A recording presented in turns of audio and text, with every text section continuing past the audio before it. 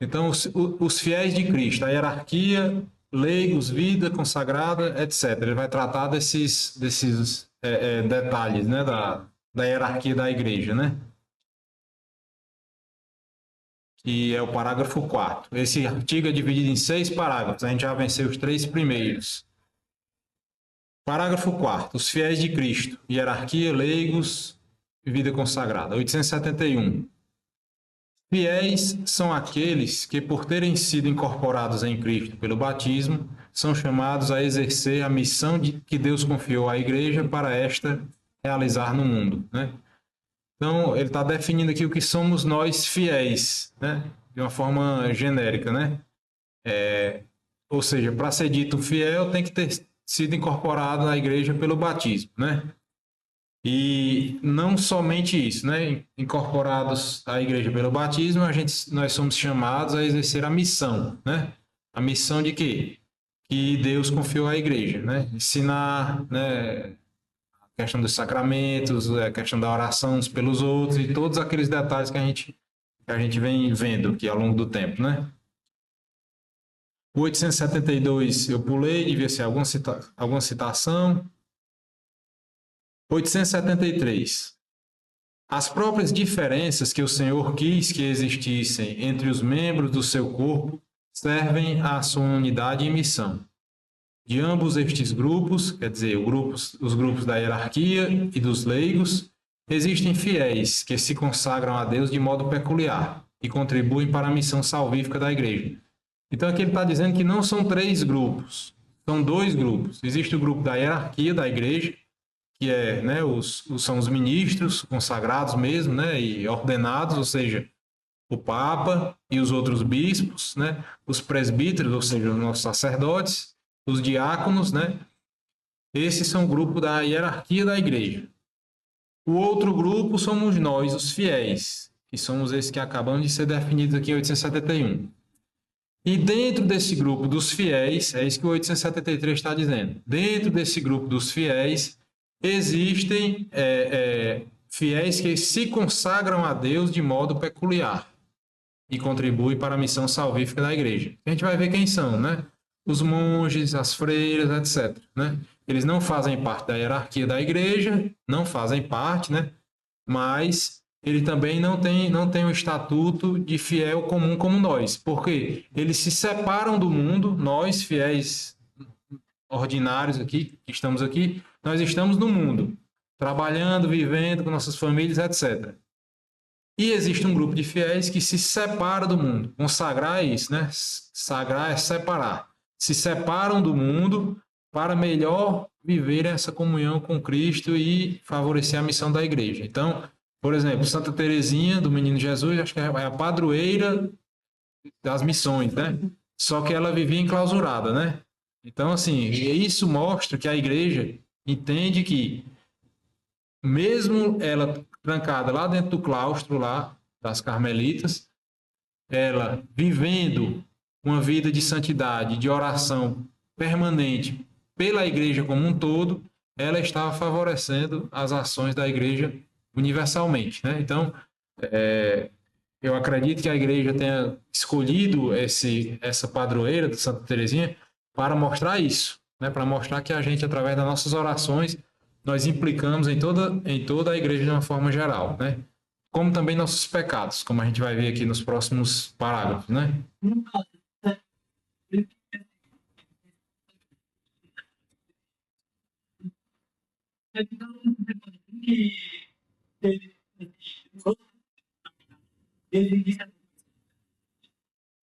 Na verdade, a vocação universal à santidade é desde sempre, não é uma novidade, né? Tá no Evangelho, né? Sede perfeito, como o vosso Pai do céu é perfeito, etc e tal. Ela foi explicitada no Concílio Vaticano II recentemente, mas, por exemplo, ela foi explicitada no Concílio Vaticano II, em 1960 e alguma coisa. Mas o Opus Dei, que é de 32, eu acho, 1928, já trabalhava nessa ideia, que não é nenhuma novidade, né? Como a gente vê. Então, assim, e essa separação aí, ela não é desde sempre também, né? Ela começou com os movimentos dos monastérios, dos eremitas, dos monges que se separaram quando acabaram as perseguições pelo Império Romano, né? Então, houve 10 perseguições, grandes perseguições do Império Romano para dizimar os cristãos. E um belo dia, em 313, o imperador Constantino fez um documento chamado Édito de Milão, dizendo que, a partir daquele momento, não era mais a seita dos cristãos, a religião cristã dos cristãos, não era mais proscrita no Império. Então, ela não passou a ser a religião oficial do Estado, mas ela passou a não ser mais perseguida. Aí surgiu um problema, por quê? Porque uma das vias de santidade que sempre foram reconhecidas foi o martírio, né? Então, os mártires desses primeiros 2 séculos aí, 3 séculos, né? Eles conquistavam a santidade dando o seu sangue por Cristo. E a partir do momento em que a igreja não era mais perseguida, acabou-se a oportunidade de você dar o seu sangue por Cristo, porque não tinha mais ninguém, a princípio só depois ia surgir de novo, né? Os muçulmanos, etc.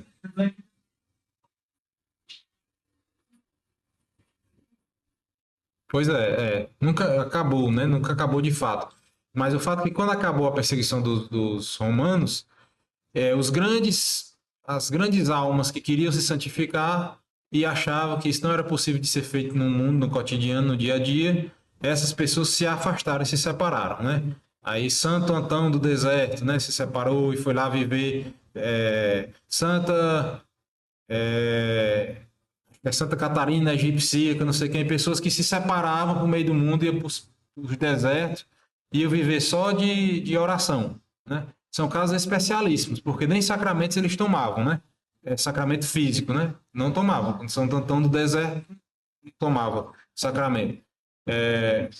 Isso aí também, por ser reconhecido pela igreja, nos mostra que a comunhão espiritual, sendo feita na caridade mesmo, perfeita, né? Assim como um ato de contrição perfeita lhe salva, né? Numa situação extrema, a comunhão espiritual feita na caridade também lhe une a Jesus, né? Então, e nisso surgiram esses movimentos, eremitas e cenobitas, não sei quem, foram se juntando, uns ficaram sozinhos no deserto, outros se juntavam em pequenas comunidades, que eram os cenobitas, aí surgiram os monastérios na Idade Média, e assim a coisa foi surgindo, essas ordens e esses fiéis consagrados de forma diferente dos fiéis normais que vivem na sociedade ordinária, como nós, né, hoje, né? E aí depois surgiram oportunidades de martírio novamente, mas a situação dos monastérios e dos eremitas e das freiras e das ordens terceiras, né, porque é isso, né? Cada ordem que surgia, geralmente eram ordens que surgiam por homens, né? Então, Santo Agostinho fundou uma ordem. São Bento de Núrcia fundou outra ordem. São Francisco, São Domingos, não sei quem, um monte, né? São Bernardo de Claraval e tal, etc.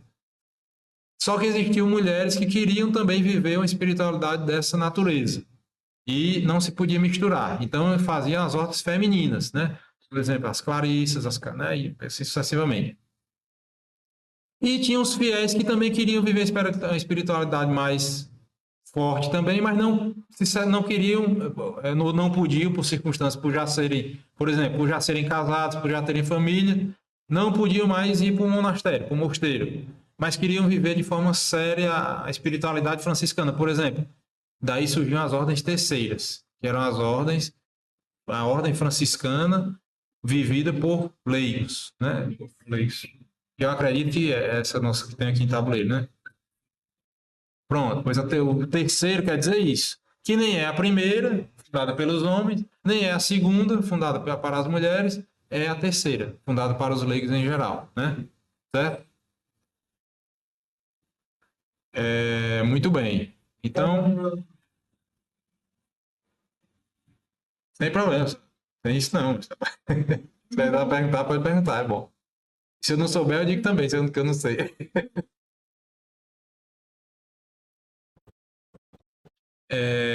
A constituição hierárquica da igreja. Por que o ministério eclesial? 875. Vocês vão ver que tem alguns números que eu vou pular, né? 874 eu vou pular. Por quê? Na minha seleção eu achei que dava para pular sem perder o contexto. Mas se vocês tiverem alguma dúvida lendo aí e perguntar também, a gente volta, né? 875. A fé surge da pregação. Está lá em Romanos, né? 10:17.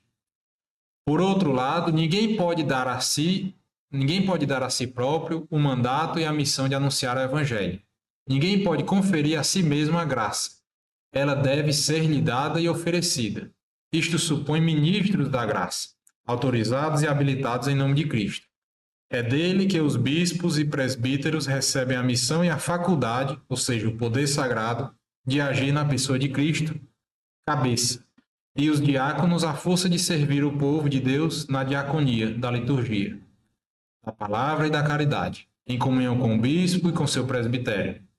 O ministério da igreja é conferido por um sacramento próprio, né, que é o sacramento da ordem. Então, assim, Jesus, antes de fundar a igreja, escolheu os 12, separou aqueles 12, e fora aqueles 12, separou 72, não tinha os discípulos, né, que ele enviou, tá?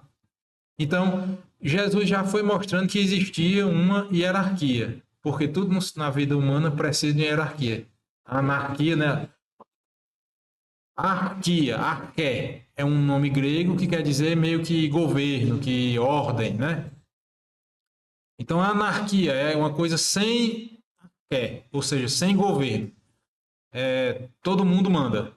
E se todo mundo manda, ninguém manda, né? É assim?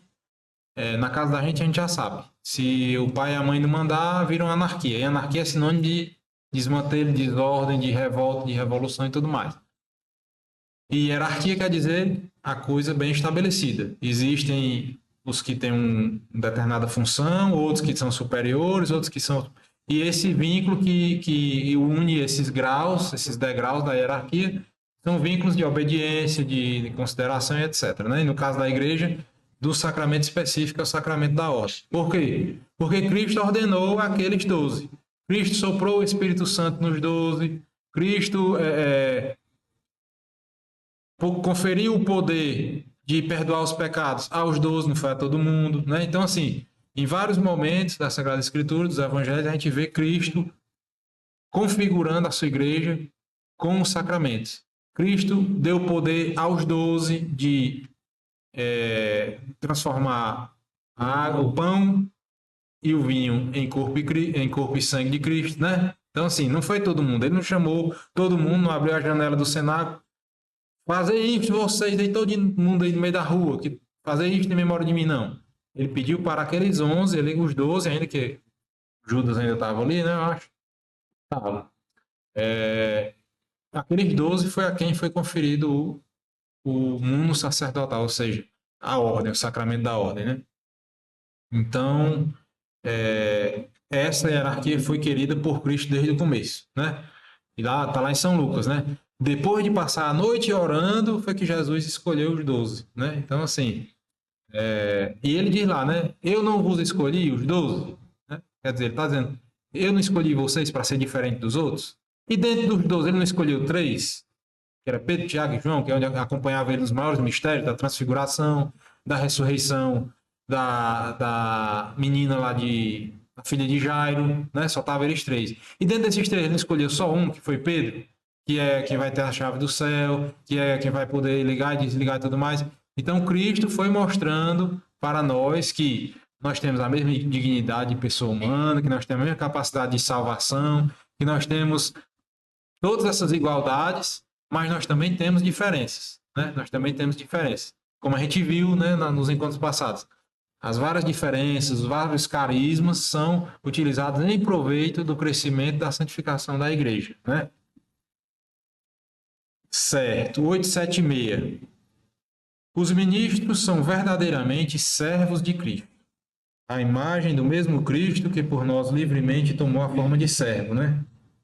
E Cristo também vai fazendo essas evoluções, né? No seu ensinamento. Ele nunca ensina tudo de uma vez. Então, no começo, ele diz lá, né? Vós me chamais de Senhor, né? E eu realmente sou o Senhor de vocês, né? E depois, lá no final, ele vai dizer, já não vos chamo servos, já chamo de amigos, né? Então, e depois ele vai dizer aqueles na sequência, né? Amai-vos uns aos outros como eu vos amei e tudo mais, o mandamento da caridade. É assim que vão reconhecer que vocês são meus discípulos, se amarem-se uns aos outros. Então ele vai em degraus, né? Em graus de ensinamento. Só que um não abole o outro, né? Um não abole o outro. Não é o fato de que Jesus chama a gente de amigo, que agora a gente é chapa dele de ombro a ombro, né? Não, a gente é amigo como você pode ser amigo do seu chefe, você pode ser amigo do presidente da República, mas você é amigo do presidente da República, mas é ele que é o presidente da República. Você é só um. Eu sou um coitado aqui. Então, exato. Então, assim, e ele está dizendo aqui os diferentes graus de amor que a gente pode ter, né? Que a gente começa com um grau de amor servil, né? Que é o simples medo de ser punido e ser castigado, né? Mas se você perseverar na vida de oração, de sacramentos, etc., você vai passar um degrau acima, que é o amor filial, né? Você vai reconhecer-se realmente filho de Deus, que é outro tipo de amor, né?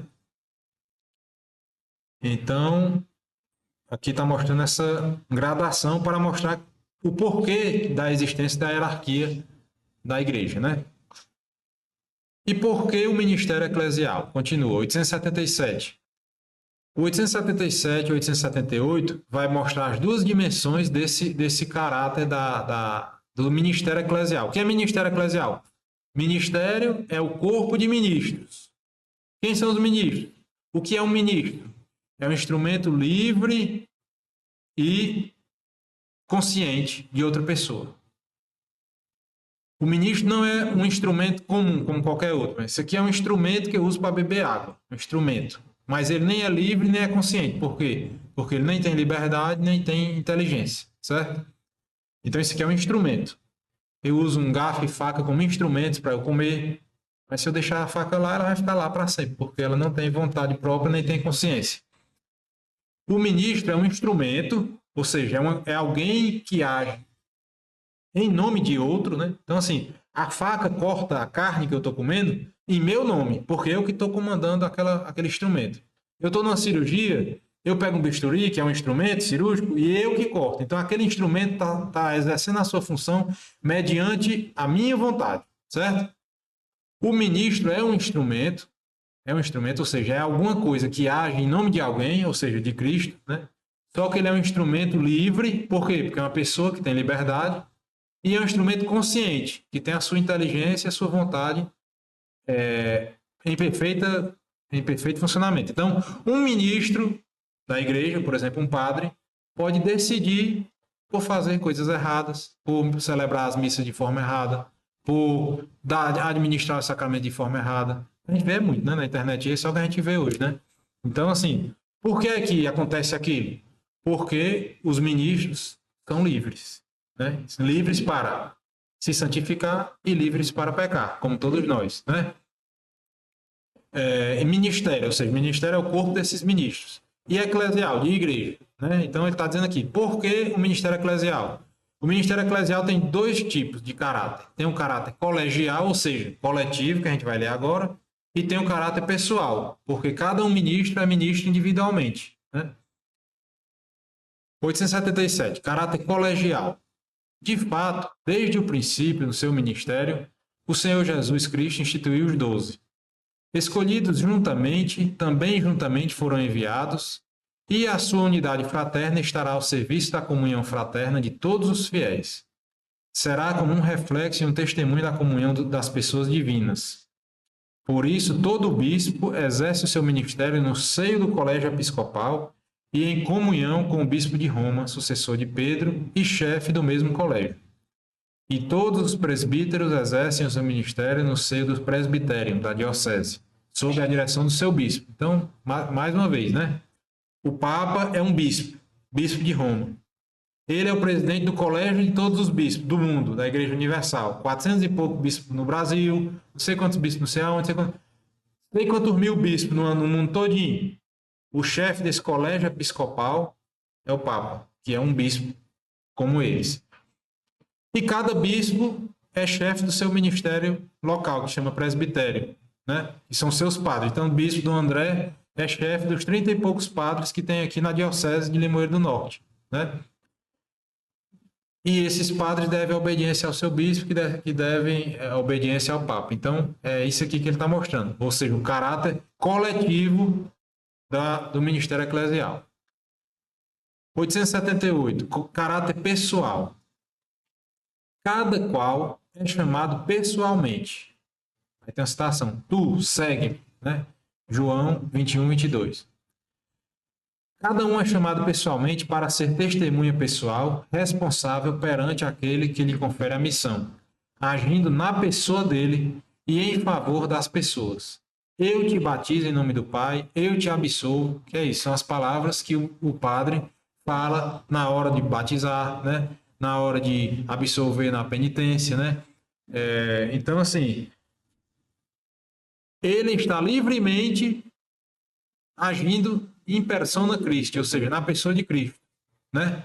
Mas ele pode ali também, na hora da confissão, como a gente ouve, é muito falar dos padres que não dão a absolvição seguindo a fórmula instituída pela igreja. Então, aquela absolvição não foi válida, né?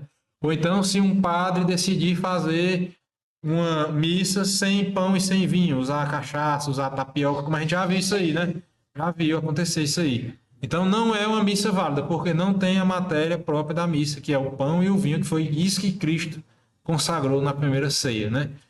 Então, assim, só reforçando essa história. Cada padre é chamado individualmente, pessoalmente. Ele não vem aqui em tabuleiro e escolhe 10 assim em bloco. Aí cada um é padre um dia. Não é isso, né? Cada um se sente chamado individualmente e segue a Jesus, né? Todos os chamados dele foram assim, né? Chamou Mateus lá da sua agência lá de coleta de impostos, chamou André, chamou João, chamou Felipe, lá no começo do Evangelho de São João, chamou Bartolomeu, né? Chamou todos eles de um em um, né? Ele não chamou de porteira fechada, né? Ele chamava de um em um. E a conversão no cristianismo é assim, pessoa a pessoa, né? O colégio episcopal e o seu chefe, o Papa. 880. Cristo, ao instituir os 12, deu-lhes a forma de um corpo colegial, um grupo estável, e colocou à sua frente Pedro, escolhido entre elas. Assim como por instituição do Senhor, Pedro e os outros apóstolos formam um só colégio apostólico, assim de igual modo o pontífice romano, sucessor de Pedro, e os bispos, sucessores dos apóstolos, estão unidos entre si, né? Basicamente o que a gente falou há pouco tempo, né? 881. Foi só de Simão, a quem deu o nome de Pedro, que o Senhor fez a pedra da sua igreja. Confiou-lhes as chaves desta e instituiu o pastor de todo o rebanho. Mas o munus de ligar e desligar, que foi dado a Pedro, também foi dado, sem dúvida alguma, ao colégio dos apóstolos unidos ao seu chefe. Este munus pastoral de Pedro e dos outros apóstolos pertence aos fundamentos da igreja e é continuado pelos bispos sob o primado do Papa. Bem, basicamente repetindo, né? 882. O Papa, bispo de Roma e sucessor de São Pedro, é princípio perpétuo e visível e fundamento da unidade que liga entre si tanto os bispos como a multidão dos fiéis. Com efeito, em virtude do seu cargo de vigário de Cristo e pastor de toda a Igreja, o pontífice romano tem sobre a mesma Igreja um poder pleno, supremo e universal, que pode sempre livremente exercer. Livremente, essa palavra não está aqui por acaso, né? Livremente, um belo dia, o Papa decide proclamar um dogma qualquer, né? Isso não quer dizer que ele fez de forma irrefletida, de forma arbitrária, nada disso. Ele está ali em oração, ele está ali em discussão com os colégios dos bispos do mundo todo, por exemplo. A proclamação do dogma da Imaculada Conceição foi um pedido geral dos bispos do mundo todo. Um belo momento lá, não sei se foi o Papa Pio XII, que eu li há um certo tempo atrás essa bula da instituição desse dogma, né? Em um belo momento, os bispos do mundo todo começaram a mandar pedidos para o Papa para instituir esse dogma, né? Que não era um dogma recente, né? Esse dogma é recente.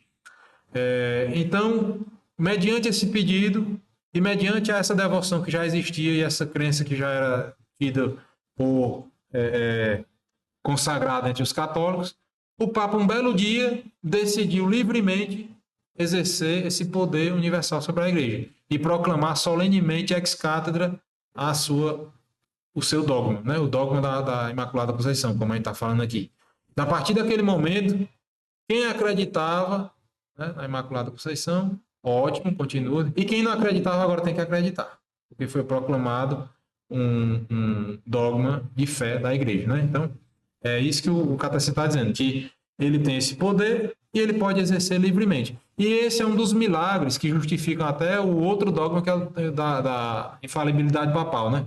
Que mesmo tendo havido tantos papas condenáveis aí na igreja, que houve, muitos, nenhum deles instituiu um dogma contrário à fé católica.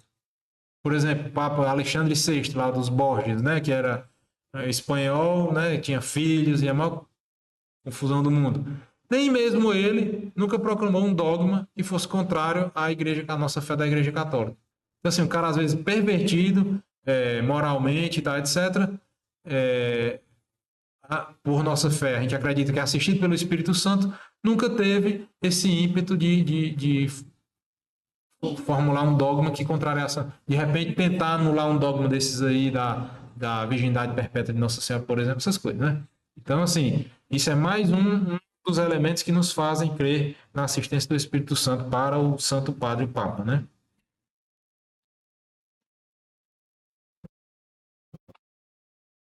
(883) O colégio ou corpo episcopal não tem autoridade a não ser em união com o Pontífice Romano como sua cabeça. Como tal, este colégio é também sujeito do poder supremo e pleno sobre toda a Igreja, poder que, no entanto, só pode ser exercido com o consentimento do Pontífice Romano, né? Em concílios ecumênicos, que se juntam todos os bispos, e eles decidem alguma, né, como por exemplo, esses grandes concílios ecumênicos de Niceia, de Calcedônia, os primeiros concílios, em que eles proclamavam a Maria, Mãe de Deus, Jesus, verdadeiro Deus, verdadeiro homem. Esses dogmas foram proclamados nesses concílios ecumênicos, ou seja, pelo colégio episcopal. Não foi o Papa que simplesmente disse, não, agora a partir de hoje a gente tem que aceitar esse dogma. Mas esse poder do colégio episcopal só é válido, só é legítimo, só é exercido de forma plena se eles estiverem submissos ao Papa, né? E o Papa estiver de acordo, né? 884. O Colégio dos Bispos exerce de modo solene o poder sobre toda a Igreja no concílio ecumênico. Mas não há concílio ecumênico se não for como tal confirmado ou pelo menos aceite pelo sucessor de Pedro. Né? A gente vê de vez em quando uns movimentos lá na Alemanha agora, vamos não sei o que para liberar a mulher para ser padre, para liberar não sei o que, e na união de não sei quem. Esse pessoal não está em comunhão com o Papa não legitimou aqueles concílios, eles podem passar o dia falando besteira lá que ele não vai virar um dogma para a Igreja Universal Católica, né?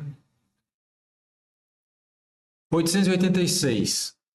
Cada bispo individualmente é o princípio e fundamento da unidade na sua respectiva igreja particular. Como tal, exerce a sua autoridade pastoral sobre a porção do povo de Deus que lhe foi confiada, assistido pelos presbíteros e diáconos, governando bem a sua própria igreja como porção da Igreja Universal, contribuindo assim para o bem de todo o corpo místico, que é também o corpo das igrejas. O que acontece? Cada diocese dessas aqui, a nossa diocese, a arquidiocese de Fortaleza, a diocese de Quixadá, não sei de onde, é plenamente igreja católica. Né? Então, assim, se a gente observar, até no nosso dízimo, até nas nossas doações ali do Pix, no banco da igreja ali, que tem um Pix, tem o CNPJ da paróquia Nossa Senhora das Brotas. Se a gente for ver, se vocês observarem, é um número igual da diocese, só muda o númerozinho lá no final. Tem a 00001, acho que a nossa é 9, né? Acho que é, não sei. Mas, ou seja, cada igreja tem o seu CNPJ próprio. Isso é um sinal visível, vamos dizer assim, para a nossa sociedade civil, mostrando que cada igreja é uma igreja individual, mas que faz parte de uma igreja universal. Então, quando se fala, a igreja católica é muito rica, não sei o quê, aquele negócio todo. Qual igreja? Porque a igreja de Limoeiro é uma, a igreja de Quixadá é outra. Então, o dinheiro da conta da diocese de Limoeiro não tem nada a ver com o dinheiro da conta da diocese de Quixadá, nem com a de Aparecida, que nem, certo? Então, por isso que tem igrejas dioceses e paróquias que prosperam mais materialmente, tem outros que prosperam menos materialmente, né? Mas todas elas estão unidas espiritualmente a uma igreja só, que é a igreja universal. É claro que tem alguns momentos que tem coletas universais, né? Aquele óbolo de São Pedro, que vai, um belo dia, que eu não lembro qual é o dia do ano, que todas as doações de todas as igrejas do mundo vão para Roma, para uma determinada ação lá. E outra aqui no Brasil, local, tem acho que é do Domingo de Ramos, que vai para a campanha da fraternidade. Isso é questão de hierarquia, de obediência e etc. Mas cada igreja tem o seu a sua individualidade no bispo, que está unido ao colégio episcopal, que é obediente ao Papa, né? E aí até o padre Paulo Ricardo fala, né, que assim, esse caráter universal, ele é mais preponderante do que o local. Por exemplo, o Papa pode agir diretamente na diocese de Limoeiro do Norte. E faz isso, né? Que é ele quem nomeia os bispos, né? E por que é? Que até o padre Paulo Ricardo fala que isso foi uma das coisas que o Papa Bento XVI, antes de ser Papa, quando era inteligente demais, escreveu muito, um grande teólogo, ele mostrava que São Paulo saiu fundando igrejas e ele não se preocupava com país, com cidade, com nada disso. Ele fundou a igreja na Macedônia, fundou a igreja na Grécia, fundou a igreja na Itália, fundou a igreja no céu, em todo canto. E essas igrejas continuaram autonomamente, mas foram fundadas por um cara que não tinha nenhuma ligação local com aquilo ali, né? Ele só tinha o intuito de quê? Universal, de obedecendo a Cristo, nosso Senhor, fundar e difundir o evangelho nos vários lugares do mundo, dando os governos individuais a cada uma das igrejas.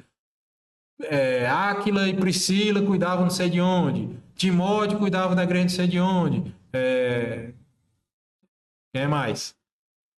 Tito cuidava da igreja não sei de onde, e aquele pessoal todo que ele fala naquelas cartas dele, cuidavam das igrejas, foram os bispos ordenados para cuidar das suas igrejas localmente, mas todas unidas ao mesmo colégio episcopal. Aí ele saía mandando carta para Corinto, para não sei para onde. Vocês estão fazendo errado, agora faça certo, porque senão vocês estão fora da igreja. Aí ensinando a fazer, ensinando o que não fazer, etc. Né?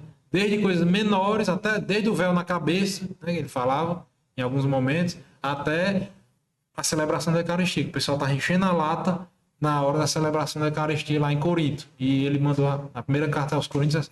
O centro da carta é para isso. Para dizer, vocês estão fazendo errado. Se você não tiver comida em casa, não vão comer na ceia do Senhor, porque aquilo ali não é comida ordinária, ali é o corpo e o sangue de Cristo. Então,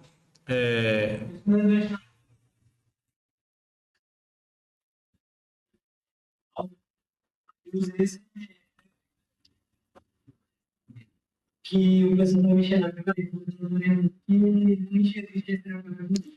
Sim. Aí,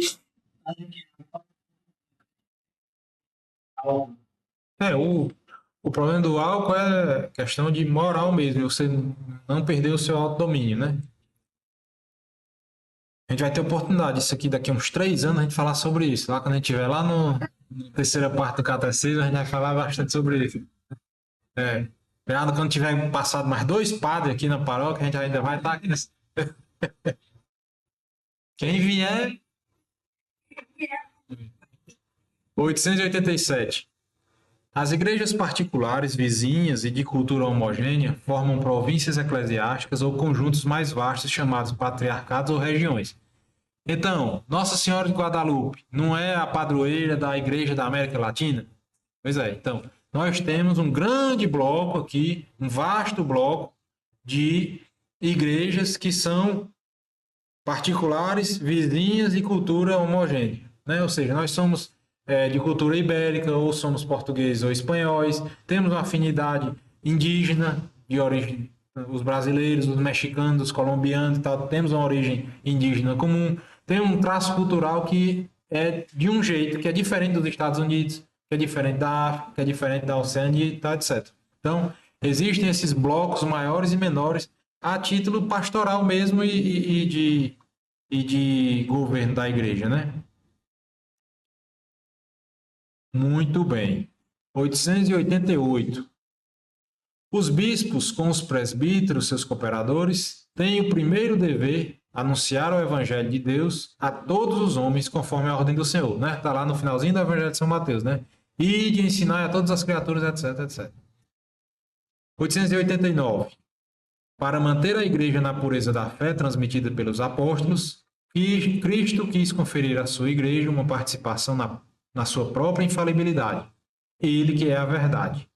Pelo sentido sobrenatural da fé, o povo de Deus adere de modo indefectível à fé sob a conduta do magistério vivo da igreja. Bom, esse está até entre aspas, né?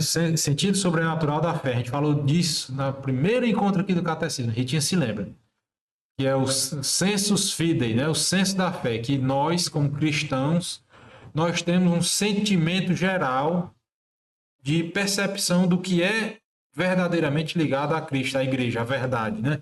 Então, o que a gente dizia lá, se um determinado dia um padre ou um bispo ou um papa começa a pregar coisas muito estranhas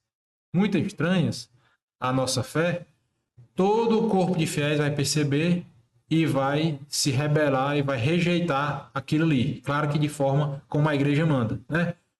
Tem as instâncias a fazer. Isso é o que chama de sensus fidei, ou seja, senso da fé que nós temos, né? Aí ele está dizendo aqui, é por esse senso da fé, ou seja, por essa virtude que nós recebemos no batismo, que nós temos a inclinação de aderir de modo indefectível à fé sob a conduta do magistério vivo da igreja. Quando chega um bispo, pastorzinho, não sei das quantas, dizendo, pronto, eu vi um dia desses, um videozinho no Instagram, né? Um pastor desses aí, vende um pedaço de pau desse tamanho, um pedaço de pau, assim, ele e uma mulher. Aí ele diz assim, esse aqui é o pau que Moisés bateu na rocha e tirou a água, e você pode adquirir esse pedaço desse pau aqui por R$ 5.000, não sei o que. Ah lá, tem. Isso aí não tem quem conte, né? Essas coisas aí. A gente que tem o sensus fidei, ou seja, o senso da fé, a gente olha para isso aí, não parece ser ligado a Deus, não parece ser verdade ligado ao Senhor Jesus Cristo, não parece com os ensinamentos que Cristo nos deixou, e eu não adiro, ou seja, eu não presto a minha adesão de modo indefectível a isso aí, eu vou ficar com a pulga atrás da orelha. Eu só presto a minha aderência de modo indefectível à fé sob a conduta do magistério vivo da igreja, papa, bispos, presbíteros, etc. E se um padre começa a desmantelar as coisas, como tem um aí no meio do mundo aí, tem um padre agora que faz isso, faz aquilo outro, aí tá lá o bispo do Rio de Janeiro, acho que é do Rio de Janeiro. O bispo mandou ele parar de fazer aquilo, e tá rolando uma confusão aí. Por quê? Porque aquilo ali feriu o sensus fidei daquela comunidade que ele era padre, né? Porque ele foi usar aqueles artifícios lá de teologia da libertação e não sei o que e tal, e foi deixando a verdadeira celebração dos sacramentos e tudo mais de forma corrompida e ilegítima, né? Então ele levou uma reprimenda do bispo, existe toda uma sequência, né? Pois é, exato. Então assim, aí muitos acham que a igreja tem sido tolerante demais com ele, né? Aí outros gostam porque gostam daquela conversa dos pobres, não sei o quê, aquele negócio todo, né? Então, é por isso que o bispo é quem tem o poder, né? Ele tem o poder ou de dar suspensão, ou de excomungar, etc. Né? Ele tem os poderes de fazer aquilo. Só que ele não vai sair fazendo de qualquer jeito, porque é uma decisão grave, né? Você tirar um padre e tal, etc. Então, assim, tem que ter prudência, tem que ter uma série de coisas, né? Cabe a gente aderir sob a conduta do magistério. Se o bispo não toma a atitude que eu quero como indivíduo, eu baixo a cabeça e aceito que o bispo é quem comanda essa situação. Se um dia a vontade do bispo coincidir com a minha, ótimo, fico feliz. Se não, né, não acontece muito isso, né? O padre da cidade não faz coisa que... Cada coisa que o padre faz, 10 pessoas gostam, 150 não gostam, né? Geralmente é assim. Aí o pobre rei do padre fica na... Aí daqui a pouco ele faz outra coisa. Aí daqueles 10 que gostam da primeira, já não gosta. Aí daqueles 150 que não gostam da primeira, 10 já gosta. Aí, quer dizer, aquela velha frase que a gente ouve tanto, né? Nem Jesus Cristo agradou a todo mundo, né? Então, assim, Ótimo, a gente entende isso, baixa a nossa cabeça para a hierarquia da igreja ser de acordo com a conduta do magistério vivo, né? A missão do magistério, 890. A missão do magistério, proteger o povo dos desvios e falhas e garantir-lhe a possibilidade objetiva de professar sem erro a fé autêntica. Para cumprir este serviço, Cristo dotou os pastores do carisma da infalibilidade em matéria de fé e costumes, né? Que é exatamente as únicas duas matérias que o Papa pode legislar de forma infalível, né? Fé e moral. Ou seja, os dogmas de fé que a gente não tem como entender de forma racional e deduzida, e moral, né? Que é quando surge uma coisa nova, surge uma clonagem, surgiu ali nos anos 2000, a igreja vai e se posiciona contra ou a favor, totalmente ou parcialmente, e assim vai. Surgiu os anticoncepcionais na década de 70, 60, a igreja se manifestou. O Papa escreveu uma encíclica lá, Humanae Vitae, só sobre isso, e tem outros. Surge o problema da maçonaria, que não existia. A maçonaria passou a existir em um determinado momento, 1700 e pouco. Os papas se posicionaram várias e várias vezes a favor não, contra a maçonaria. E assim vão surgindo novas coisas. Surge a inteligência artificial. O Papa Leão agora se manifesta como Papa, dando a nossa visão cristã católica a respeito do uso da inteligência artificial. E vai surgir não sei o que lá na frente. E a igreja vai se manifestar dentro da... Para quê? Para que é que a igreja se manifesta? Só para aparecer? A Anitta é só para aparecer, né? A Anitta fala dos gases que as vacas soltam no pasto, não sei o quê, para aparecer que ela está sabendo de alguma coisa, coitado. Mas o Papa e a igreja não se manifestam para isso. O Papa se manifesta e a igreja se manifesta para proteger o povo dos desvios e falhas e garantir a possibilidade objetiva de professar sem erro a fé autêntica, né? A fé autêntica. Então houve um momento em que a igreja ariana, que era uma heresia dentro da igreja católica, era maior do que a igreja católica de fé reta, ortodoxa, que cria que Cristo era verdadeiro Deus, verdadeiro homem. Então teve um momento, que é como se fosse hoje, faz de conta que é hoje, e nós temos, sei lá, nós temos, vamos dizer que a gente tenha 30 mil bispos no mundo, eu não sei, tenho nem ideia quantos mil são mais. Desses 30 mil, 20 mil eram arianos e 10 mil eram católicos. Certo, mas a igreja continuou unida e ensinando, insistindo, professando a verdadeira fé católica até que esses 20 mil ou foram morrendo e dando lugar a outros que voltaram à fé ortodoxa, ou foram sendo reconvertidos, ou o povo exigiu ser reconduzido à fé ortodoxa, etc. Né? Então, assim, a missão do magistério vivo da igreja é esse, né? Conduzir. Esse ponto 890 aqui é muito importante para nós entendermos isso, né?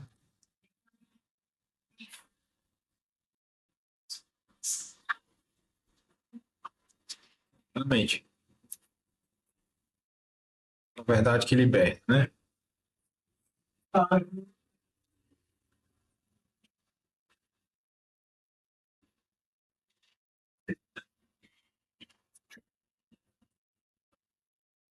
Pois é. Aí pronto, rapaz, assim, aí nós, que nem somos filósofos, nem teólogos, nem nada, a gente tá pelejando aqui para entender o catecismo, né? Certo? Então, assim, aí, assim, a virtude, uma das virtudes que Cristo mais nos exortou a ser, pronto, uma que ele falou explicitamente, né? Sede mansos e humildes, né? Então, assim, a igreja mandou a gente não. Pronto, pois vamos, né? Vamos falar de outro jeito, vamos falar de outra forma, vamos deixar isso aí suspense. Daqui a pouco vem outro documento da igreja e bate o martelo. É assim, não é? Para assim a gente ficar. É que a gente vê muito, né, na internet aí, o pessoal batendo no papo, aí bate na igreja, já diz que vai usar mesmo assim. Tá? Quer dizer, falta caridade, falta obediência, falta um bocado de coisa, né? Então, vamos.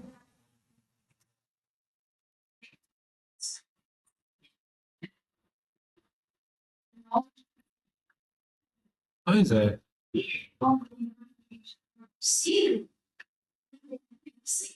É, é. Eu quero saber se ele diz assim, por exemplo, que um decreto da Receita Federal que chegar para ele uma multa de 10 mil reais, se ele vai dizer que é só papel, né? Pois é, ele obedece à Receita Federal. Se um juiz da cidade mandar buscar ele para ele ir uma audiência, né? Olha, você vem a tal hora para uma audiência aqui. Eu quero saber se ele vai dizer que é só papel, né? Quer dizer, aí você obedece por quê? Né? Tem que ver por que você obedece. A gente obedece às autoridades civis por uma série de virtudes que são necessárias para isso. E a gente obedece à hierarquia da igreja porque ela é a autoridade máxima em quesito espiritual para nós, né?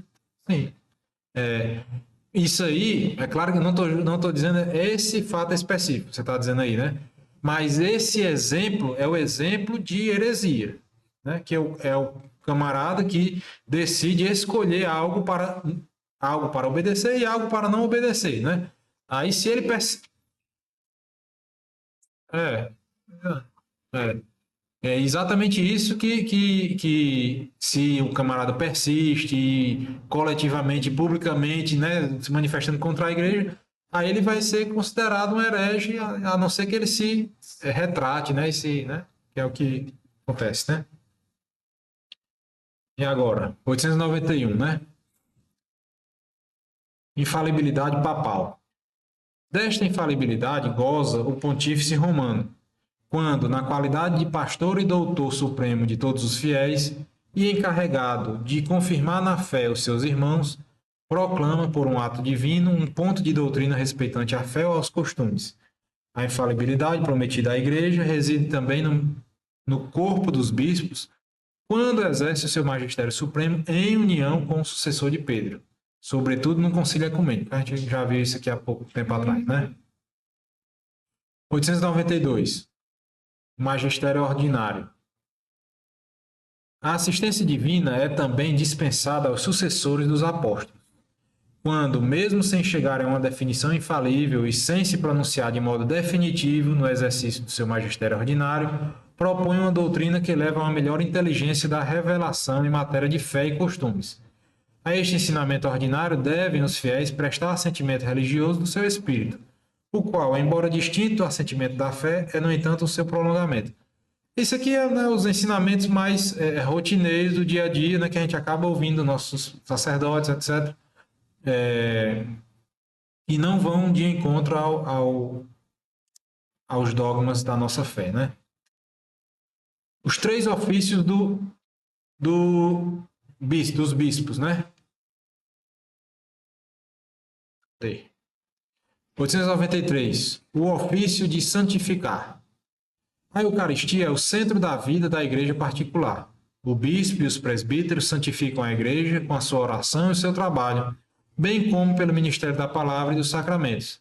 E também a santificam com seu exemplo, né? Então aqui ele está dizendo que os bispos e os padres, né? Eles santificam de forma objetiva, né? Objetiva com os sacramentos, dando os sacramentos para os fiéis, ou seja, sendo canais da graça para que aqueles fiéis aumentem a sua graça e se santifiquem, né? E também pela sua oração, ou seja, o que os padres são, por direito canônico, o padre deve rezar a liturgia das horas, né? Que é o breviário, né? Aquelas horas litúrgicas e tem tudo lá.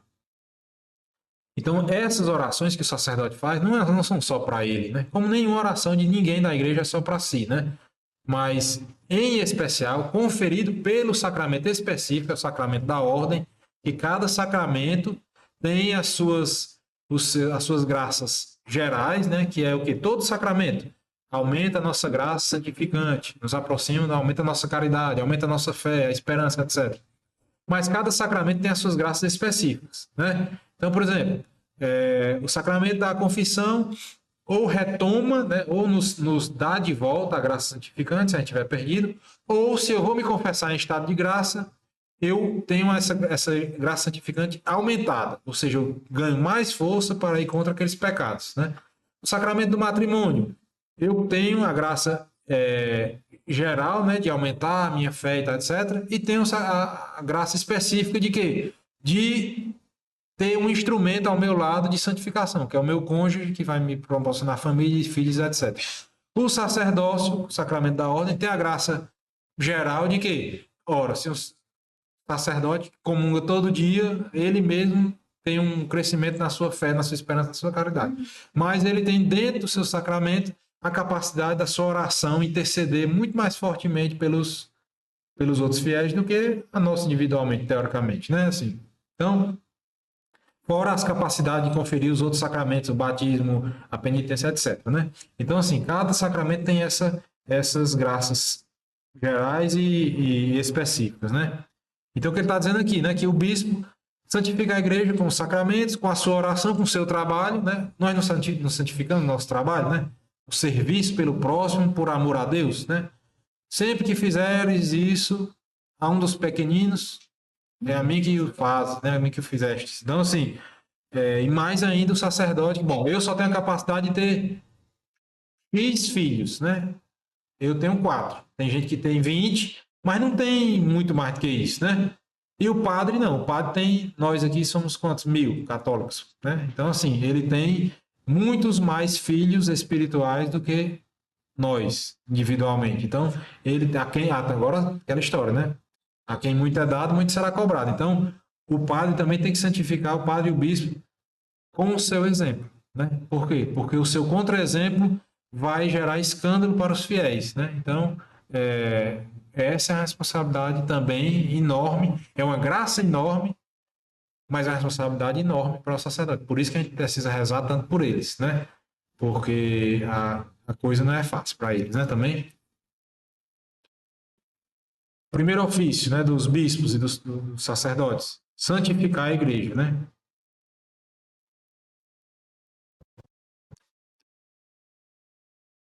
Segundo ofício, o ofício de governar.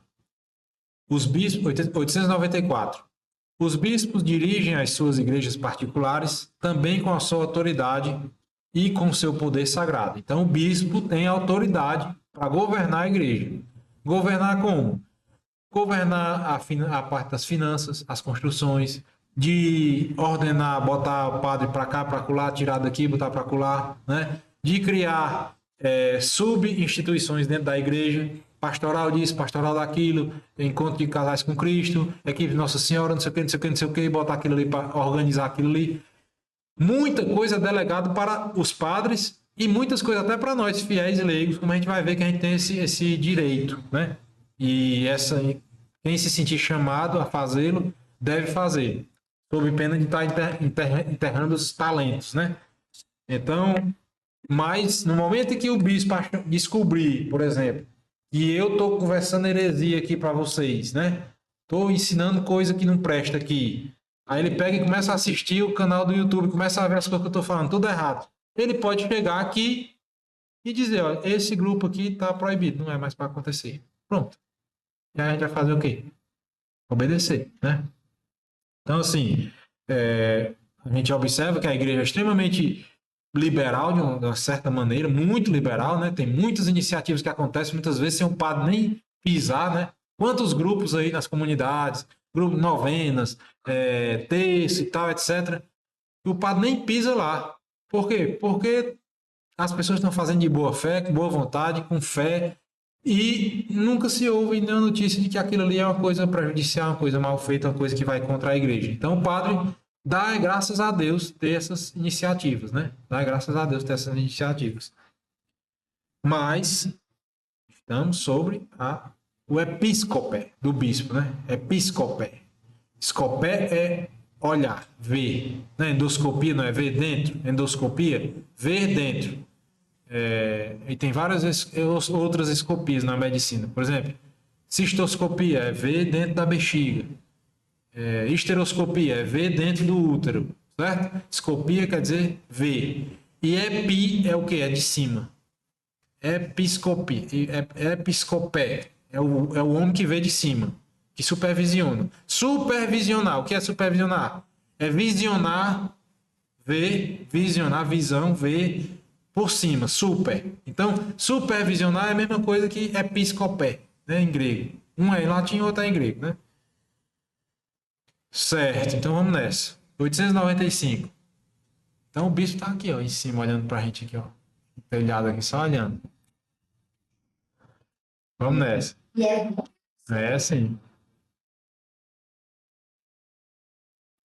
895. É um poder próprio, ordinário e imediato. Mas os bispos não devem ser considerados como vigários do Papa. A autoridade episcopal deve exercer-se em comunhão com toda a Igreja sob a direção do Papa. Se o Papa quiser vir intervir diretamente na Diocese de Limoeiro, ele pode passar. Claro que não há isso, porque existe uma harmonia na Igreja.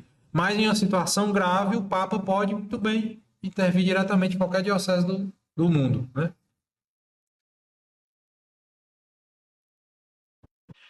E o terceiro ofício, cadê? Não, ainda estamos no segundo, né? 896. Unidade com o bispo. 896. Segui todos o bispo. Quer dizer, todos segui o bispo, né? Como Jesus Cristo, o Pai. E o presbitério como se fossem os apóstolos. Quanto aos diáconos, respeitai-os como a lei de Deus. Ninguém faça à margem do bispo nada do que diga respeito à igreja. Isso quem disse foi Santo Inácio de Antioquia, numa carta aos Ismirneus.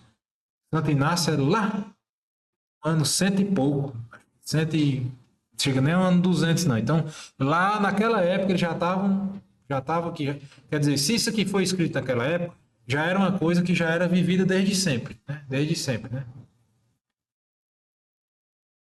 Porque quando a gente vê alguma coisa por escrito, especialmente essas coisas muito antigas, é justamente porque aquela prática já existe, né? Então, quando a gente vê, por exemplo, vou ver aqui uma coisa que não. Mas quando você vê lá lá em Pompeia, aquela cidade que foi destruída por um vulcão, né? Pronto. Aí desenterraram a cidade há poucos anos, 200 anos aqui atrás, sei lá. Aí tem lá um bocado de coisa escrita nas paredes dos banheiros públicos, né? Por exemplo, não faça nada no chão. A gente vê hoje, a gente ainda vê hoje isso também, né? Nos banheiros públicos, ou bares ou restaurantes, tem lá. Use o sanitário dessa forma. Por que é que ele está escrevendo aquilo ali? Porque tem gente que não usa. Né? Porque senão, se todo mundo. Se todo mundo usasse do jeito que é para ser, não precisava ser normatizado, né? Então, ou então você reforça, né? Quando o Santo Inácio vai dizer aqui que obedeça os seus bispos e tudo mais, é porque aquilo ali já era uma norma consentida a todos, né? Por todos. Os fiéis leigos, agora é com a gente aqui que o catecismo vai falar. 897. A vocação e missão dos leigos na igreja e no mundo. Que horas, hein? 8h10. Ah, não dá para ir mais 2 horas. 897. Todos os cristãos, com exceção dos membros da ordem sacra ou do estado religioso reconhecido pela igreja, isto é, os fiéis que incorporados em Cristo pelo batismo, constituídos em povo de Deus e feitos participantes a seu modo da função sacerdotal, profética e real de Cristo, exercem pela parte que lhes toca, na igreja e no mundo, a missão de todo o povo cristão. É uma novela danada, né? Um parágrafo desse aqui a gente perde até o fôlego para dizer, né? Mas é basicamente um resumão do que a gente já vem vendo, né? Todos os cristãos, quer dizer, os batizados, né? Exceto quem? Exceto a ordem sacra, ou seja, a hierarquia que a gente acabou de falar, padre, bispo, diácono, ou o estado reconhecido religioso pela igreja. Estado religioso reconhecido pela igreja. Quem são? Essas ordens aí. Franciscanos, agostinianos, cistercienses, sei quem, as carmelitas, etc. Esse pessoal são os religiosos consagrados. Então, tirando esse povo consagrado, tirando a hierarquia da igreja, ou seja, nós, né, a mundiça, né, nós, fiéis, nós somos constituídos povo de Deus pelo batismo e somos feitos participantes ao nosso modo, ao modo dos fiéis, né? Na função sacerdotal, profética e real de Cristo. A gente já viu isso aqui também, né? E exercemos na parte que nos toca, ou seja, na parte que nos toca. Me toca, por exemplo, toca a mim, eu ir lá e consagrar a hóstia, não toca a mim, que eu não sou padre, né? Toca a mim e dizer que tire o padre Marcos daqui e bote ele lá para Hererê. Não sou eu, que eu não sou bispo, né? Agora me toca, por exemplo, me oferecer para montar um grupo de estudo aqui. Pronto, pode, né? Toca para a Ritinha participar da RCC e fazer as atividades. Toca. Então, ao nosso modo de fiéis, nós podemos ter uma infinidade de atitudes e ações dentro da igreja, né?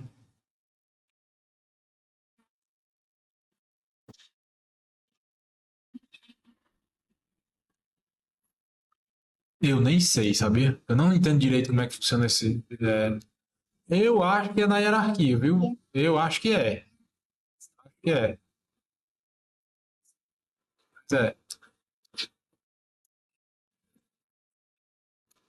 Pois é.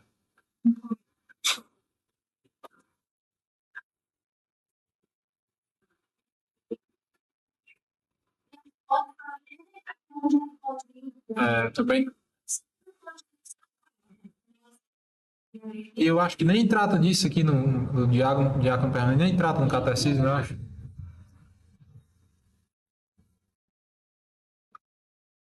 Eu acho que não tem, eu não lembro de ter visto isso aqui, não. Mas a gente pode pesquisar depois, para descobrir, chat GPT.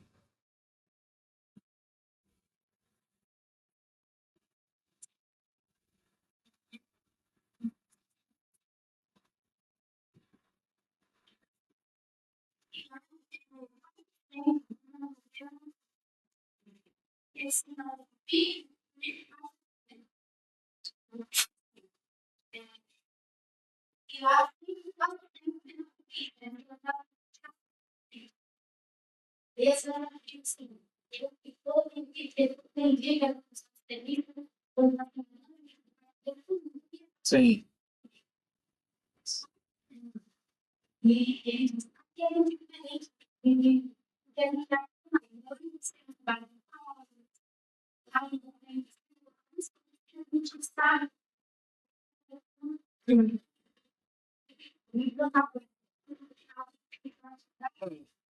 Então, meio desconfortável. É bom saber para viver bem isso aí, né? Porque você sabe bem direitinho, né? Eu acredito que a celebração da palavra não tem nenhum problema, né? Eles fazem até mesmo quem sabe, não sei, né? Se eu estou falando sem saber. Distribuir a comunhão, como tem, por exemplo, a gente já presenciou isso aqui algumas vezes quando o Alan ainda, não era o padre Alan ainda, né? E teve momentos que ele ia apenas distribuir a comunhão que já tinha sido consagrada pelo padre em outro momento, né?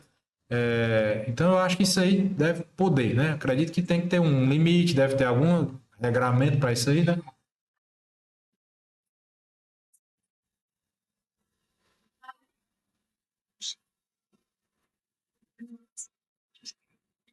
Tem umas coisas, né? Porque a faixa do diácono ela é aqui na diagonal, né?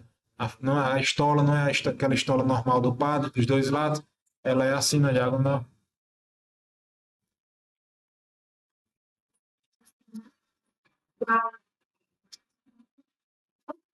É, podendo procurar a missa mesmo, né? Melhor, podendo, né? Dando certo. É melhor não correr o risco. É, tem que ver direitinho, porque até nas eleições passadas, né, apareceu um cabo que se chamava padre, né?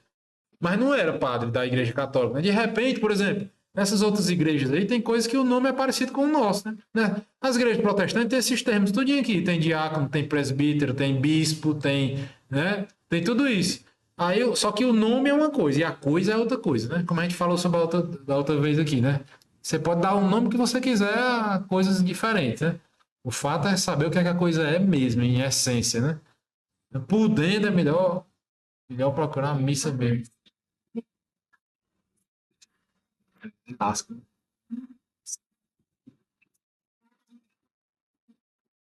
É complicado mesmo. Mas tem, a gente é privilegiado, que eu sempre falo, né? Nós somos muito privilegiados aqui na nossa região, de forma geral, né? E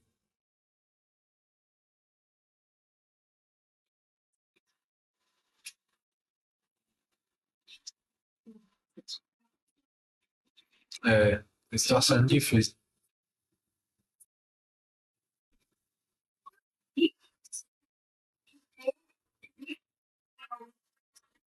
É. Uma quaresma dessa aí com missa diária, né? Um advento com missa diária, né? É uma riqueza, né? Enorme, né? Para nós.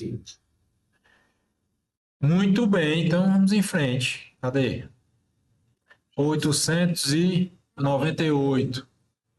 A vocação própria dos leigos consiste em procurar o reino de Deus, ocupando-se das realidades temporais e ordenando-as segundo Deus, de tal modo que elas sejam realizadas e prosperem constantemente segundo Cristo, para a glória do Criador e Redentor. Então, aquela história que a gente já vem repetindo várias vezes, né? Santificar o trabalho, né? Porque o trabalho é o quê? É colaborar com a criação que Deus quis que fosse assim, né? Deus criou o paraíso e quem deu o nome aos animais? Foi Adão. Ele disse que Adão que tem que nomear nomear os bichos, né? Então, assim, então ele quis que nós participássemos da criação. Como é que a gente participa? As famílias gerando filhos. No trabalho, a gente colaborando para a melhoria social e para diminuir o sofrimento dos nossos irmãos, etc, né? Então, santificar trabalho, santificar tudo, né? Tá dentro desse contexto aqui da vocação dos leigos, né? 899. Impregnar com as exigências da doutrina da vida cristã as realidades sociais, políticas e econômicas. Que é um dos pontos que, por exemplo, quando eu li São José Maria Escrivá, que ele diz assim, ele falando com um dirigido espiritual dele, né, que diz, muito me admira você, quando chega no seu escritório, pendura o seu catolicismo como quem pendura o chapéu na entrada do... Né? O cara é católico, né? Vai para a missa todo domingo, ali tudo bonitinho, bem direitinho, se ajoelha na hora certa, tudo bem certinho. Aí chega no trabalho, faz falcatrua, né? Então, assim, é isso que ele estava dizendo, que é a unidade de vida, né? Ou seja, ele dizia também, a gente tem que ser homens de uma peça só. Né? Nós somos homens de uma peça só. Não adianta... agora eu sou católico, porque eu estou aqui no grupo de estudos. Aí daqui eu saio, vou para uma festa, não sou mais católico. Pode fazer o que, né? Aí amanhã eu vou para a missa, eu sou católico. Até terminar a missa. Terminou a missa, aí eu vou para a feijoada, enxalada, desmantelo tudo. Bato na mulher, bato no vizinho, etc. Então, assim, é isso que nós temos que buscar, essa unidade de vida, né? Unidade em quê? Porque tem gente que é unidade em desmantelo, né? Você pode ser unidade, você pode ser completamente desmantelado em todo jeito, né? Mas é o que ele está dizendo, que nós temos que ser unos, né? Ou seja, impregnados com as exigências da doutrina e da vida cristã, nossa vida, né? Tudo que a gente for fazer, né?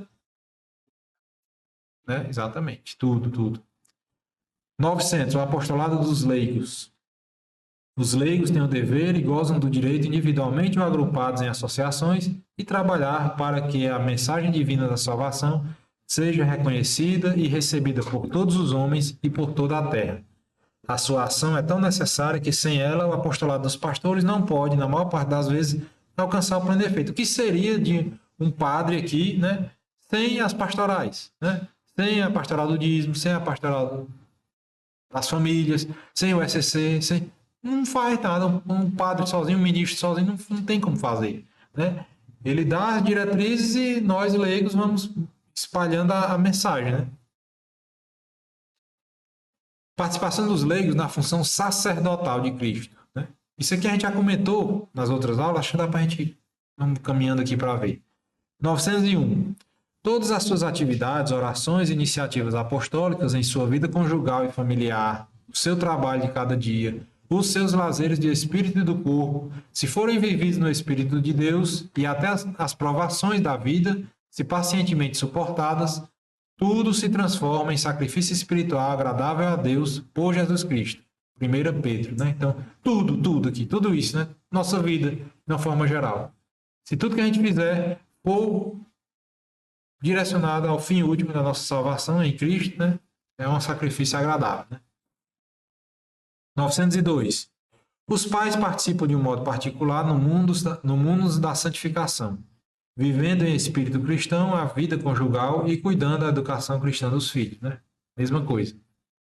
Os leigos, se têm as qualidades requeridas, podem ser admitidos de modo estável aos ministérios de leitor e acólito, onde as necessidades da igreja o aconselharem por falta de ministros, os leigos, mesmo que não sejam leitores nem acólitos, podem suprir alguns ofícios destes, como os de exercer o ministério da palavra, presidir as orações litúrgicas, conferir o batismo e distribuir a Sagrada Comunhão, segundo as prescrições do direito.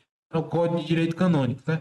Ministro extraordinário da comunhão, vai distribuir a comunhão mesmo sem ser diácono, nem seminarista, nem nada, né? como tem também nas comunidades aí, né? Alguém faz a celebração da palavra, né? Leigos mesmo, né? Que tem algum domínio ali e vão...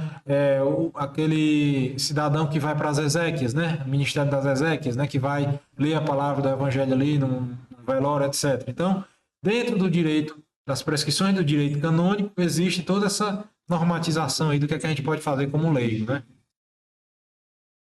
Isso é a função sacerdotal, né? A função profética de Cristo. Como é que a gente participa como leigo? 905. Pela evangelização, isto é, pelo anúncio de Cristo concretizado no testemunho da vida e da palavra. 906. Aqueles de entre os fiéis leigos que disso forem capazes para tal se formarem, podem também prestar o seu concurso à formação catequética, ao ensino das ciências sagradas e aos meios de comunicação social. Então, temos os nossos catequistas, né, que são leigos. Como é que eles são designados como catequistas? Se forem capazes e para tal ato se formarem. Ou seja, não é só querer ser catequista. Não trabalha nada, não, ser catequista. Tem que estar estudando, tem que estar lendo, tem que estar tirando as dúvidas, tem que ter aquela habilidade ali de conduzir aquele bando de animais, né? Ali, aquelas adolescentes, né? Que estão, né? Então, assim, você tem que ter um chamado mesmo, né? Ensino das ciências sagradas. Tem leigos teólogos que ensinam teologia e tudo mais em faculdades, etc. Desde que se formem para tal. Meio de comunicação social. Né? Então, a Pascom aí, né? Tem sites, tem rádios católicos, tem muitas atividades católicas aí nas mídias sociais que não são conduzidas diretamente pelos padres, pela hierarquia. Aliás, a grande maioria não é, né? Tem a orientação espiritual da hierarquia, mas são iniciativas próprias, né? Quantas editoras, quantas hoje em dia tem muitos, né, no Instagram, casais, famílias inteiras que não fazem parte da hierarquia e com seu exemplo de vivência da vida cristã estão aí exercendo esse munus profético, né, de Cristo. E vamos só adiantar um pouquinho aqui que essa parte essa parte da vida consagrada, né, que a gente vinha falando, né, das viúvas, das virgens, etc, né? Como não é uma coisa que é muito presente aqui para nós, a gente pode passar aqui um pouco mais rápido, né? Conselhos evangélicos e vida consagrada, 915. Os conselhos evangélicos são, na sua multiplicidade, propostos a todos os discípulos de Cristo. Aqueles que livremente assumem o chamamento à vida consagrada, a obrigação de praticar a castidade no celibato por amor do reino, a pobreza e a obediência. É a profissão destes conselhos, num estado de vida estável, reconhecido pela Igreja, que caracteriza a vida consagrada a Deus. Então, o que é que a gente chama de vida consagrada? De irmãos religiosos, essas coisas todas. São essas irmandades, essas comunidades reconhecidas pela Igreja, né? Reconhecidas pela Igreja, em que os seus membros assumem o chamamento e a obrigação de praticar a castidade no celibato, a pobreza e a obediência. Esses são os conselhos evangélicos que fala o catecismo. Quais são os conselhos evangélicos? Celibato, né, castidade, né, pobreza e obediência. São os votos que os irmãos fazem ao se consagrar nessas ordens. Então, quando um padre quando uma pessoa vira um frade franciscano, ele tem que fazer os votos de quê? Pobreza, obediência e castidade. Né? Carmelitas, agostinianos, etc. Todas essas ordens. Votos de pobreza, obediência e castidade. Então, oi? Rapaz, eu não saberia dizer exatamente onde é que está, e com certeza foi a exortação de Cristo, né? Assim, talvez no Sermão da Montanha, em algum momento a gente pode. Bom, eu sei bem que, por exemplo, no capítulo 19 de São Mateus, ele vai falar sobre aquele momento lá que ele diz assim: alguns são feitos eunucos, ou seja, são castrados por outros, por violência, etc. Outros, porém, por vontade própria e por amor a Deus, né? Não estou citando literal para não ser decorado, né? Mas é mais ou menos isso. Outros, por vontade própria, livremente escolhem se tornarem castrados. Ele usa essa palavra assim, né? Ou seja, escolhe não ter família, não ter mulher e tal, etc. Por amor do reino, né? Então, assim, Aí no final ele diz, né, quem tiver ouvido para ouvir, ouça isso, né? Ou seja, isso não é para todo mundo entender. Então, é um mistério, né? Mas que foi dito por Cristo. Ele elevou isso aí em grau de perfeição. São Paulo dizia, eu por mim, eu preferia que todos vocês vivessem como eu, com castidade, né? Mas é melhor casar do que se abrasar, né? Assim que ele diz. Ou seja, se você não se sente chamado a ter uma vocação celibatária, e você vai, se você decidir por isso, vai fazer é pior, né? Como a gente vê também, né? Então que você viva em família e viva a vida cristã de forma correta em família, né? E existem os que são chamados à castidade para não pecar, como por exemplo as pessoas que têm inclinações homossexuais, por exemplo. A igreja ensina isso, né? Quem tem inclinação homossexual é chamado ao celibato. É chamado ao celibato para não pecar. Bom, você não quer constituir família com uma pessoa de outro sexo, como a natureza, como Cristo dizia. No princípio não era assim, né? Tá. Bom, você não tem essa. Ótimo. Mas você não é obrigado, porque você não tem essa inclinação de você virar um pecador. Você pode se consagrar de outra forma. Como? A igreja orienta o celibato. Né? Então, assim, nesse ponto específico do voto da castidade, eu acho que deve ter um fundamento nessa parte aí. E deve ter a obediência, né? Cristo também fala muitas vezes, né? O meu alimento, está lá no Evangelho de São João, né? O meu alimento é fazer a vontade do Pai e nisso completar a sua obra. Acho que está lá no capítulo 4 de São João. Né? Então, o que é isso? É a obediência máxima, né? Uma das virtudes mais perfeitas que existe é a obediência, né? Nossa Senhora, né? Tá certo. E o que mais? Qual é o outro, hein? Pobreza, né? Pobreza também, né? Porque assim, eu já tinha falado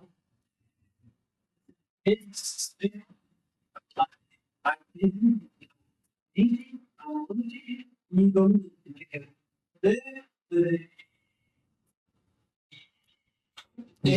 E da luxúria, né? Isso. Faz sentido, né? Faz. É porque esses conceitos são bem posteriores, né? Esses três libidos aí foram descritos há pouco tempo aqui atrás, né?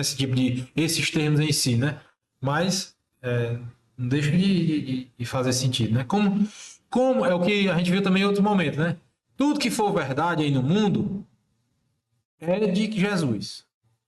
Aí, às vezes, é dito por alguém que não é de Jesus, né? Então, a gente tem o dever de ir lá buscar se é da verdade, é nosso. É de Jesus. Então, a gente tem que... Se alguém está falando uma verdade aí, por exemplo, Mahatma Gandhi falou muitas verdades, muitas coisas bonitas e tal.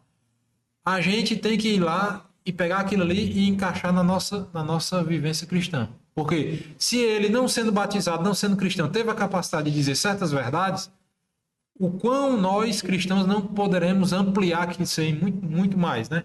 Então, a filosofia grega foi feita isso aí, né? O cristianismo assumiu toda a filosofia grega, o direito romano, a revelação judaica, tudo isso foi feito dessa forma, né?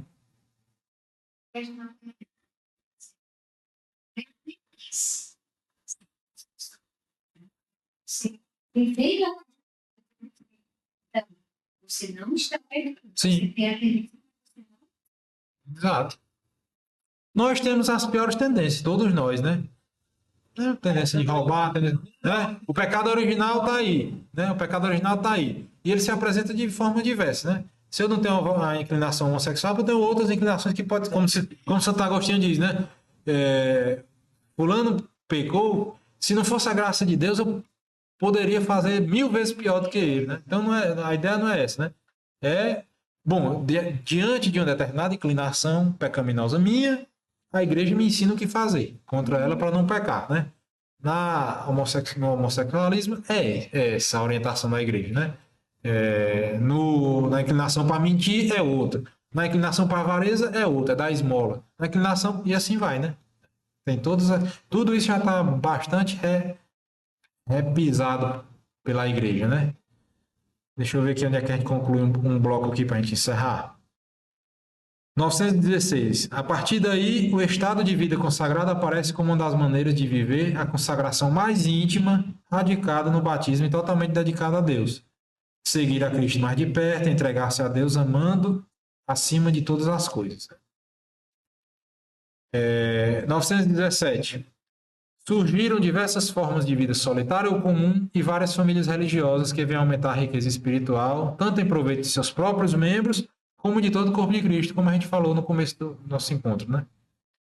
919. A aprovação de novas formas de vida consagrada é reservada à Sé Apostólica. Ou seja, quando São Francisco quis criar a ordem franciscana, ele foi fazer o quê? Pedir ao Papa. Quando São Domingos, foi pedir ao Papa. São Bento, pedir ao Papa, né? São José Maria Escrivá, criar a Opus Dei, foi pedir ao Papa, né? Então, é a Santa Sé que decide se vai ou não vai aceitar novas irmandades, formas de vida consagrada, né? A vida eremítica. 920. Essa palavra eremita, se não me engano, vem do latim, que quer dizer ermo, né? Ermo é um lugar distante, inóspito, né? Inabitado, né? Então, assim, os eremitas eram os que viviam no ermo, isolado, não estava na cidade, estava no ermo, certo? É mais ou menos assim.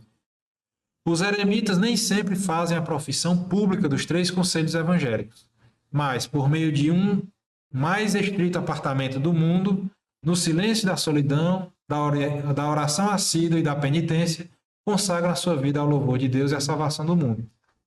Como a gente falou de Santo Antão, do deserto, aquele surgimento desse tipo de vida consagrada, né? 921. É uma vocação especial para encontrar no deserto o próprio combate espiritual, a glória do crucificado. O deserto como figura de, né, aquela figura que remonta a Nosso Senhor, que foi para o deserto ser tentado. É um lugar de penitência, de isolamento, de reflexão, de oração, etc., né? Tá concluindo aqui essa parte da vida religiosa, né? Viúvas e virgens, etc., né? 925. A vida religiosa distingue-se das outras formas de vida consagrada pelo aspecto cultual, pela profissão pública dos conselhos evangélicos. Aqui já são, né, a vida religiosa já são essas irmandades mesmas, né, de as carmelitas, por exemplo, tal. Por quê? Porque é uma forma que tem um aspecto cultural próprio, as suas regras, etc., né? E pela profissão pública dos conselhos evangélicos, né? Todas elas vão lá e cortam os cabelos e recebem aquelas vestes. Tem o noviciado e tem a cerimônia de realmente ela assumir aquele... Mudam de nome, né? Assim? Muda de nome, né? Edith Stein mudou o nome para Santa da Cruz, né? Coisa assim, né? Não sei quem, Santa... Fulano e tal, da Sagrada Face, que eu não lembro direito, mas elas mudam de nome e tudo mais, né? Então é coisa pública mesmo. A roupa é pública, você vê um carmelo. Primeiro que a gente não vê que elas estão trancadas, né? Mas quando você vê um frade franciscano, você reconhece pela roupa, ou seja, é público, né? Aquilo ali é público. 926. A vida religiosa faz parte do ministério da igreja. 927. Todos os religiosos, isentos ou não, têm o seu lugar entre os cooperadores do bispo diocesano na sua função pastoral. Então, são governados também pela hierarquia da igreja, né? 928. O Instituto Secular é um instituto de vida consagrada em que os fiéis vivendo no século, ou seja, no mundo, né, se esforçam por atingir a perfeição da caridade e por contribuir para a santificação do mundo. Aí, por exemplo... o Opus Dei, né? O pessoal do Opus Dei não sai, não se isola, né? Eles se santificam no meio do mundo. Tem muitos que são os numerários, são celibatários, né? E os numerários ou os adscritos. Tem uma função lá que eles são celibatários, mas eles trabalham. Um é pianista, outro é médico, outro é engenheiro, outro é não sei o quê. E tá cheio de gente do Opus Dei aí que ninguém às vezes nem sabe por quê. Porque eles têm uma vida muito discreta, né?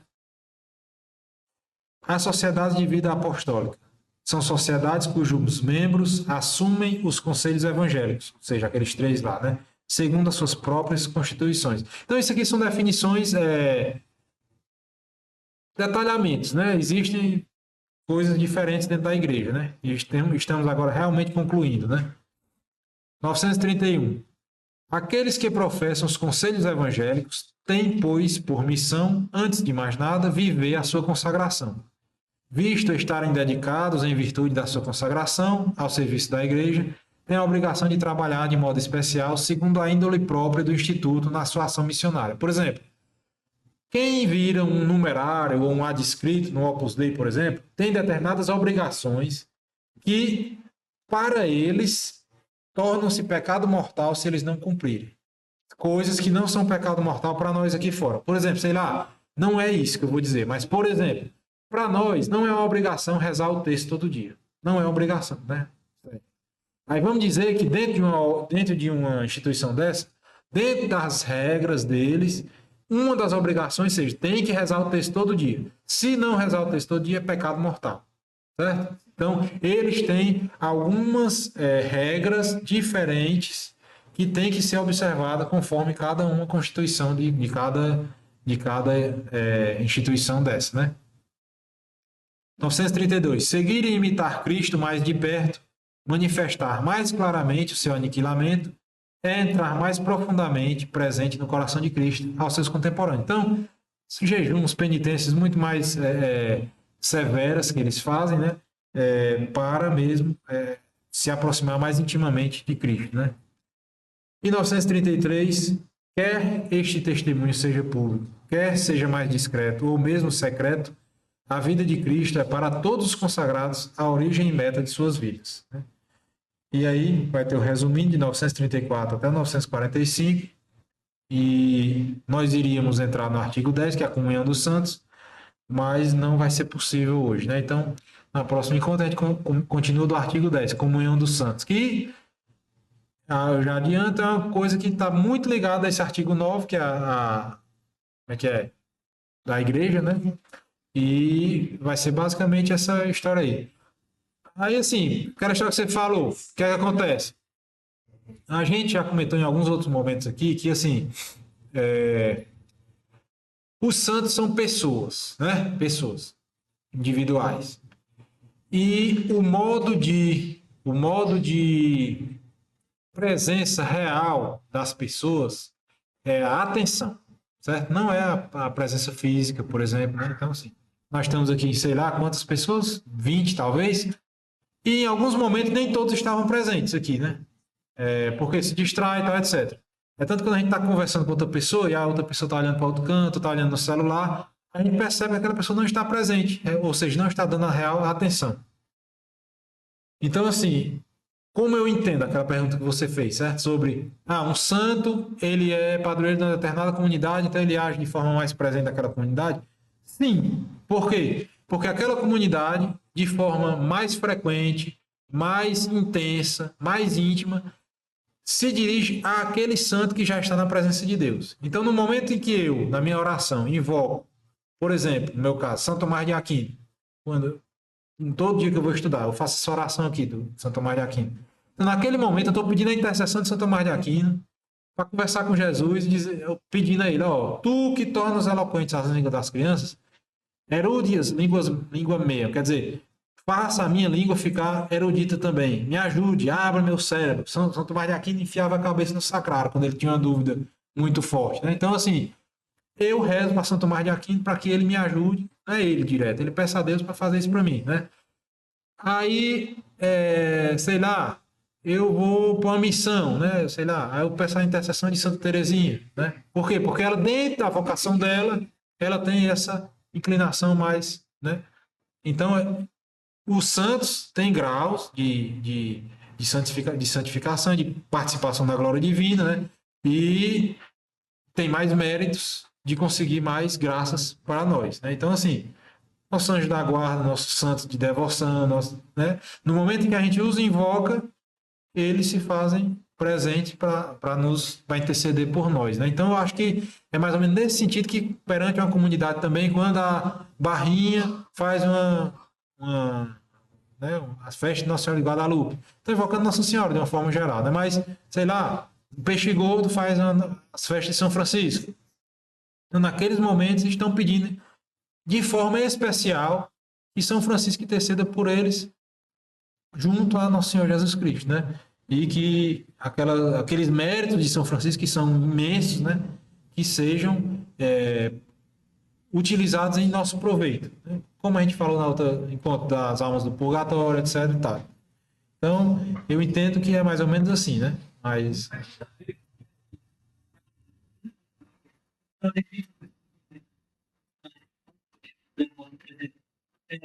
fala assim, de quem tem uma vontade de resolver a igreja. Muito, eu já vi um pai que